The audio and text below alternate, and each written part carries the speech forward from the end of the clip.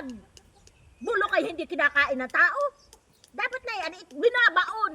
Ay kumakain na lang, ito na lang kanin na lang ang ating kainin. Hay, hirap na gaday ang haga sa bulok ay inihahayin. Hindi Ano ko ka alam na? na yung ang bulok, Nay. Basta itatak mo dyan sa utak mo, pag bulok yan binabaon.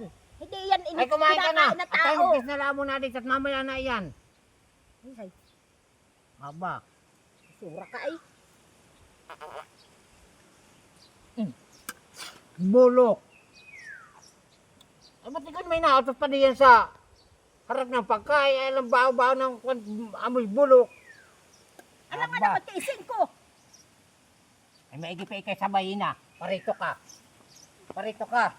At ibabaon ko din. Ano ba ginagawa mo? Ibabaon ko nga sabi mo yung pagbulok ay binabaon. Ikay ibabaon ko.